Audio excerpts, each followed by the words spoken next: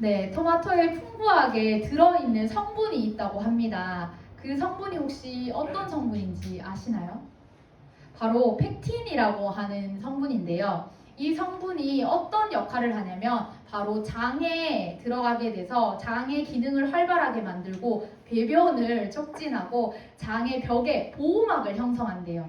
그래서 몸에 해로운 독성 물질들로부터 그 장을 보호하는 역할을 한다고 합니다. 변비가 있거나 장이 약한 분들 토마토 드셔야겠죠. 덕분에 이 토마토는요, 천연 해독제라고 하는 별명이 붙었습니다. 그만큼 이 성분은 건강에 이로움을 주는 성분입니다. 제가 토마토 소비 운동을 한다거나 토마토를 팔려고 하는 것은 아니고요. 오늘 토마토에 들어있는 이 펙틴이라고 하는 성분처럼 우리에게 들어와서 우리의 몸과 우리의 영혼을 악한 것들로부터 보호하여 주는 그런 것이 있다는 것이죠.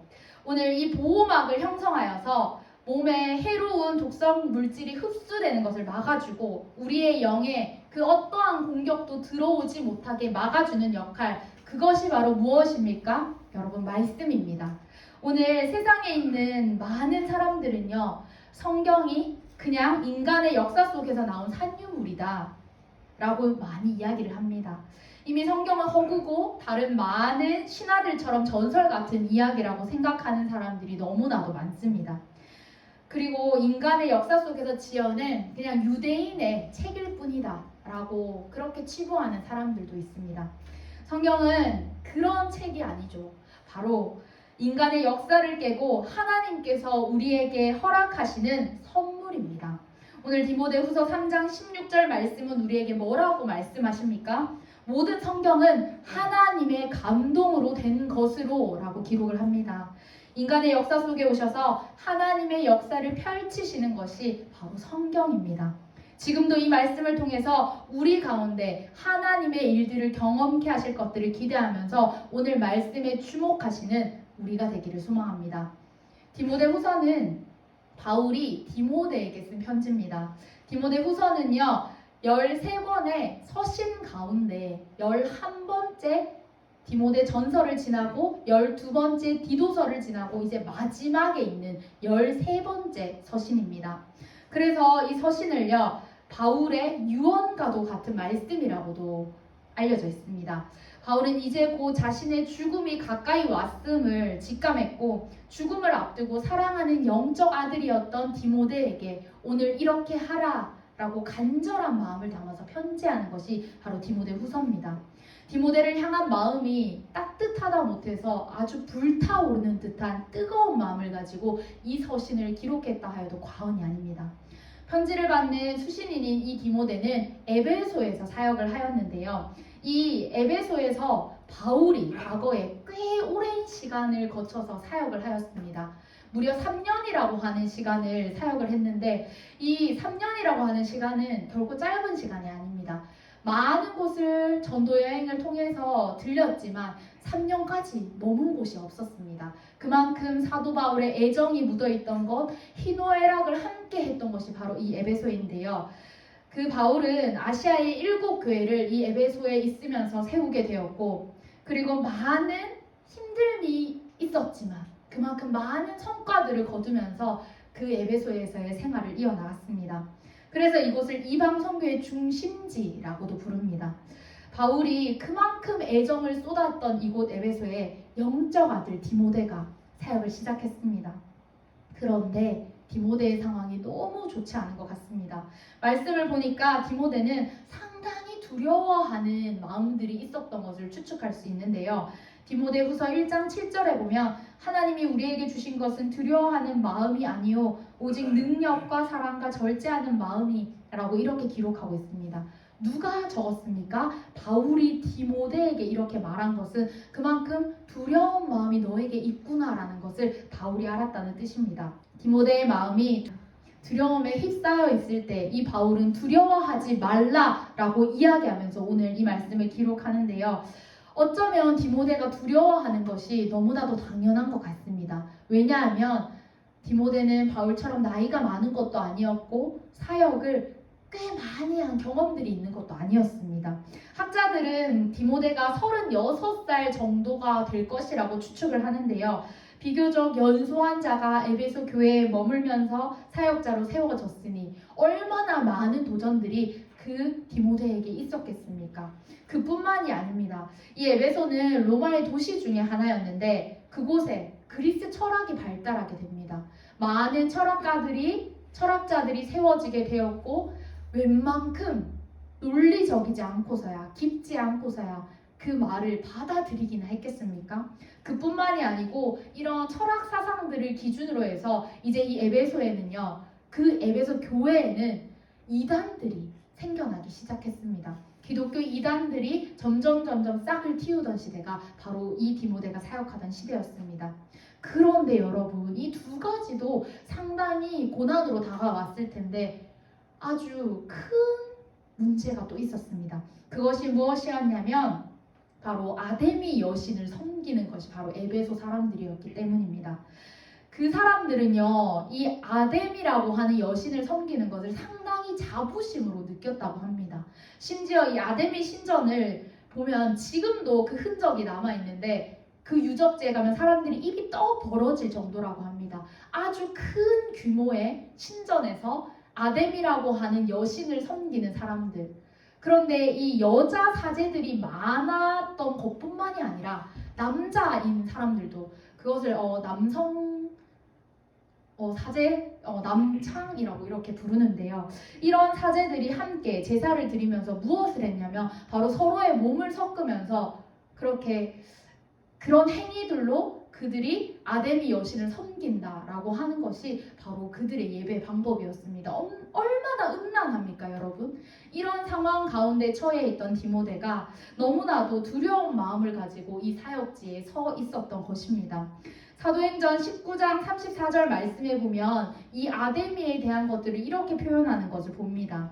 크다 에베소 사람의 아데미여 하기를 2시간이나 하더니 날마다 이 사역의 현장 가운데는 그 신전에서 크다 아데미여 하는 그런 것들이 끊임없이 울려 퍼지는 상황 가운데 더 위축되었던 디모데의 모습. 이 가운데 바울은 명확하게 이야기합니다. 두려워하지 말아라.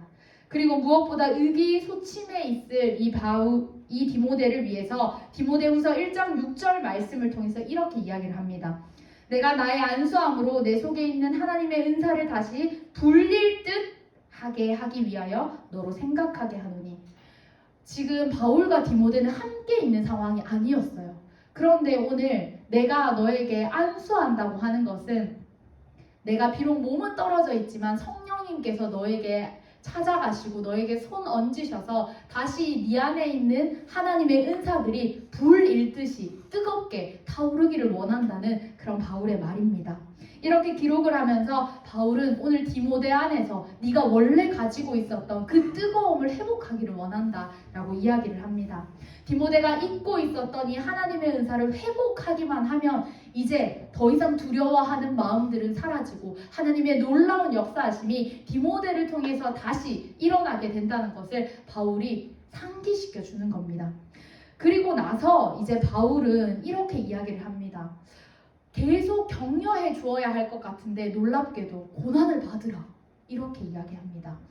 디모데야 네가 생각하기에 네가 나이도 어리고 사방에 에워싸임을 당하는 것 같아 보일지라도 너는 그리스도의 강한 군사이다. 그러니 너는 고난을 받으라. 바울은 이렇게 이야기를 합니다. 잊고 있었던 것이 회복되어지면 그 고난도 두려워하지 않게 되는 원리를 바울은 알았던 것입니다. 디모데후서 2장 9절 말씀을 보면 이렇게 기록이 되어 있습니다.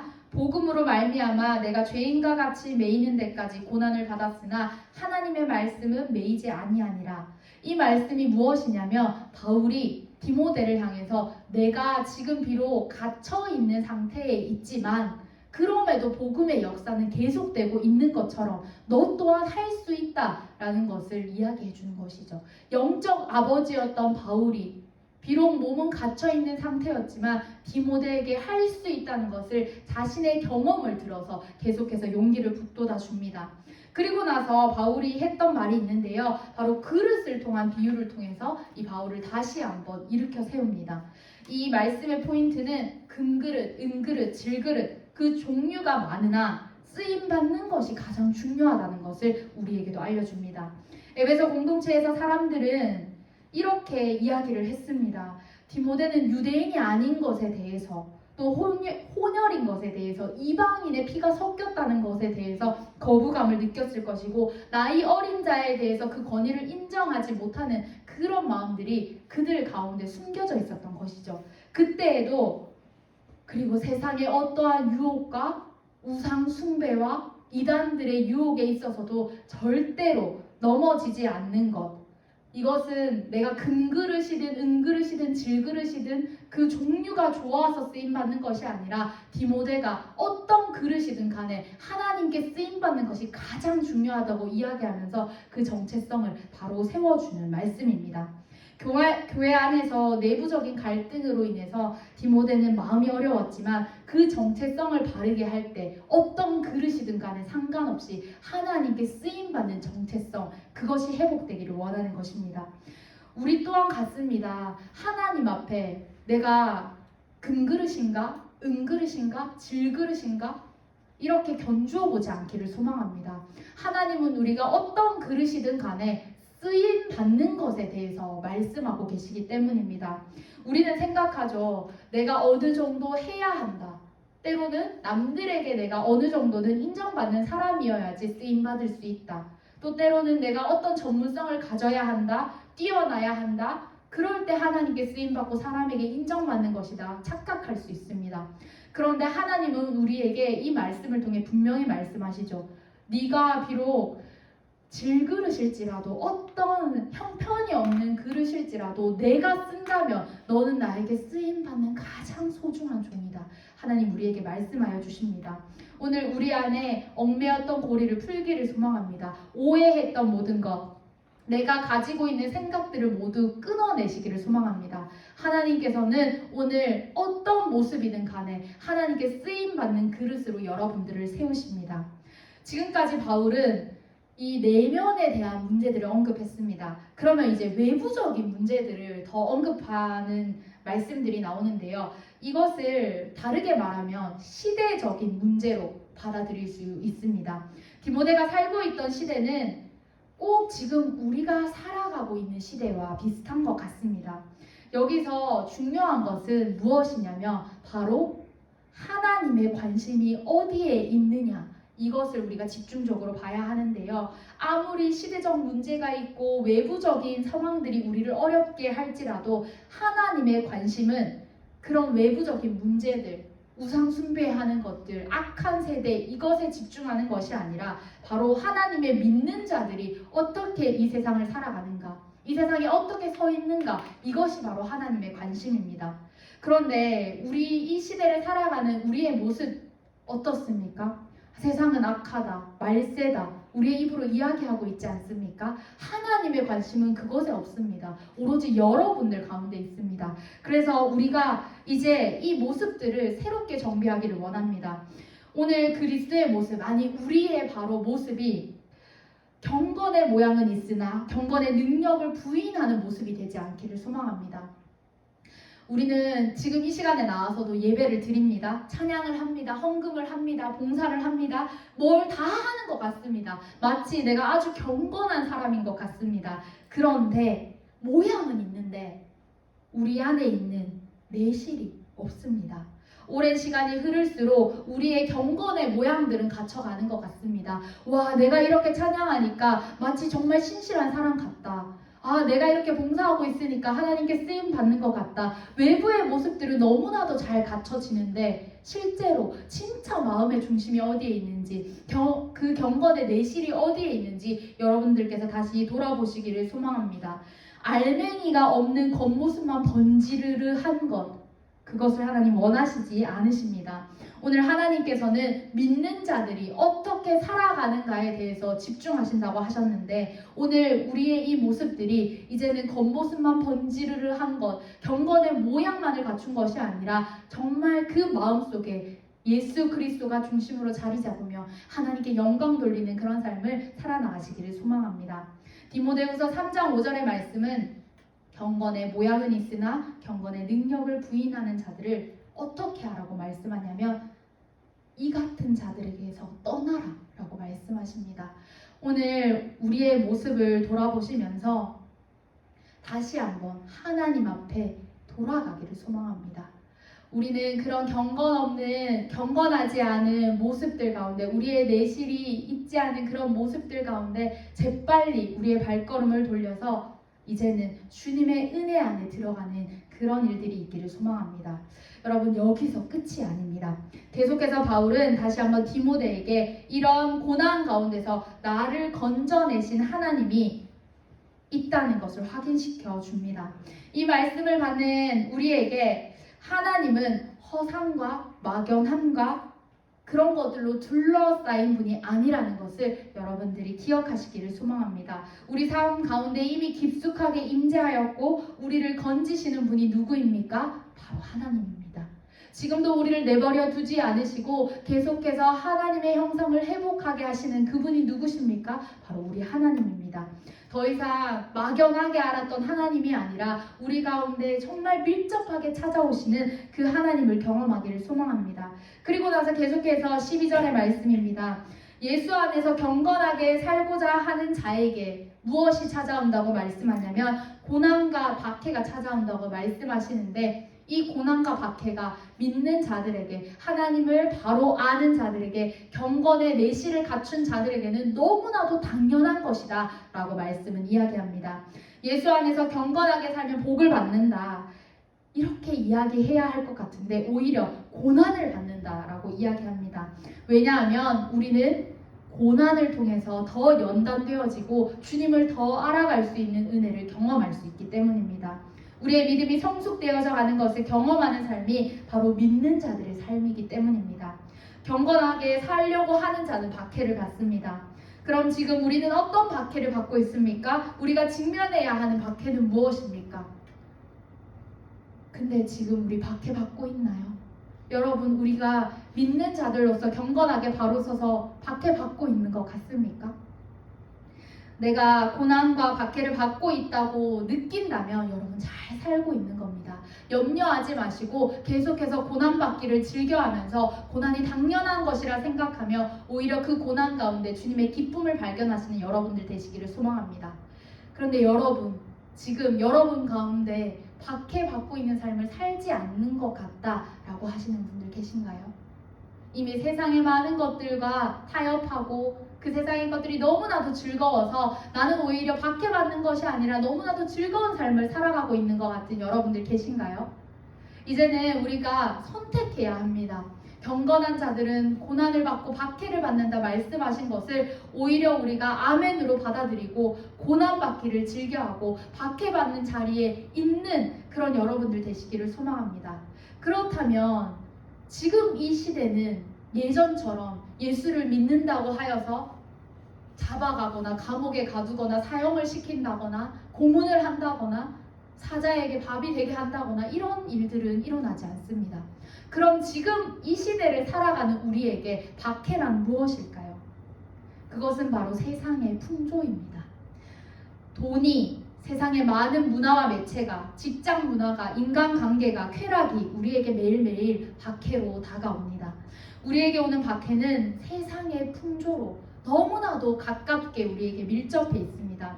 시대는 더 악해져 갑니다. 악한 사람들과 속이는 자들은 더욱 악해져서 속이고 우리를 속게 하는, 그리고 서로 속이고 속는데 그런 것들을 마치 아무렇지 않게 여기는 시대가 다가옵니다.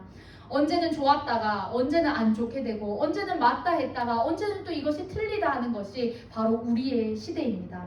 이런 악순환이 반복되는 시대를 경험하면서 살아가는 우리 가운데 경건하지 않고 깨끗하지 않고 신실하지 못한 이 세상 가운데 경건하게 살아가고자 하면 정말 너무 불편합니다.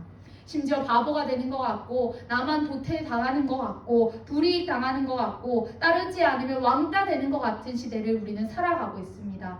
그래서 우리는 어쩌면 그 세상과 조금은 괜찮아 타협하면서 그래 이쯤이야 한 발자국 내디디면서 그렇게 살아가고 있지는 않습니까?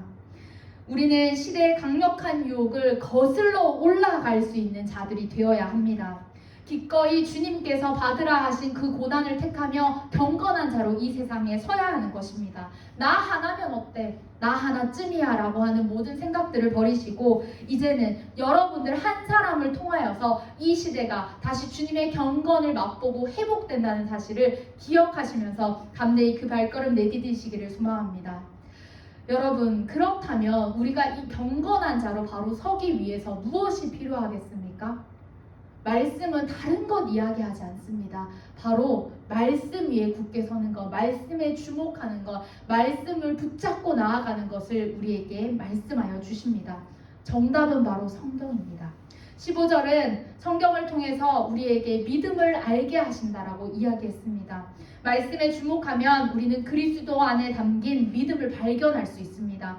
우리가 믿기 전에 우리를 먼저 사랑하시는 하나님의 열심, 그 사랑을 포기하지 않으시는 하나님의 신실함이 이 말씀을 통하여서 우리 가운데 전달되어집니다.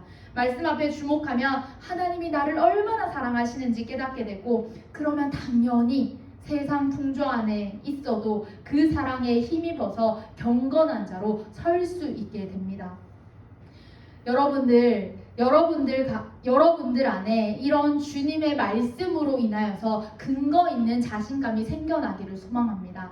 더 이상 이 세상에 있는 많은 사람들을 따라가는 풍조를 끊어버리시고 이제 주님께서 채워주시는 것으로 근거 있는 자신감 가지고 한 발자국 내디딜 때 이 세상이 여러분들을 통하여서, 우리를 통하여서 변화되는 것을 경험하기를 소망합니다.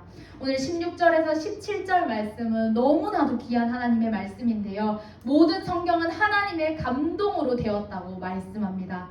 하나님의 감동으로 되었다는 것은 단순히 그냥 사람이 기록했다는 뜻이 아닙니다. 성령님께서 임해주시고 그 마음 가운데 함께 해주셔서 하나님의 말씀을 글을 통하여서 풀어낸 것이 바로 이 말씀입니다.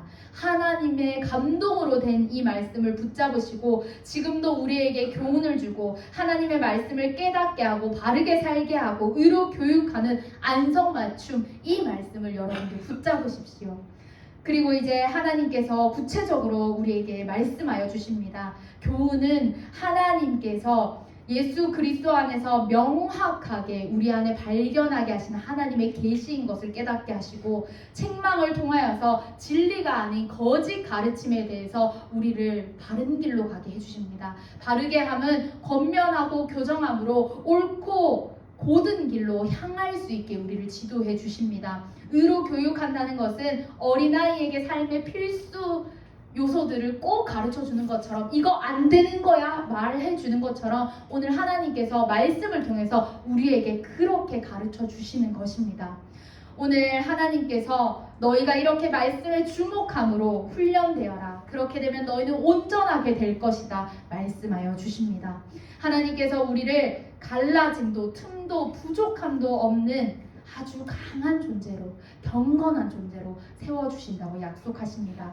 이제 세상에 어떤 풍조가 있더라도 우리가 이미 그곳에 깊이 발들여 있는 것 같다 할지라도 다시 한번 그 안에서 고난받기를 사모하는 마음으로 경건한 자로 주님 앞에 바로 서시는 여러분들 되시기를 소망합니다. 우리를 온전케 하시는 분은 주님이십니다. 이 주님께서 주신 말씀 앞에 섭시다. 함께 기도하겠습니다. 하나님 감사합니다. 하나님은 어두움에 집중하는 분이 아니라 오늘 주님을 믿는 믿음을 우리에게 주목하게 하시는 분임을 믿습니다. 이제 이 세상 가운데 나아가서 주님의 말씀 앞에 주목하며 경건의 발걸음을 내딛습니다. 그 어떤 세상의 풍조가 우리 가운데 고난으로 다가온다 할지라도 주님께서 말씀 위에 굳건히 세워주셨사오니 이제 그 말씀 가지고 이 시대를 꿰뚫어 보게 하시고 이 시대 가운데 말씀으로 일어나는 청년들 될 수 있도록 함께하여 주시옵소서. 예수님의 이름으로 기도드립니다. 아멘.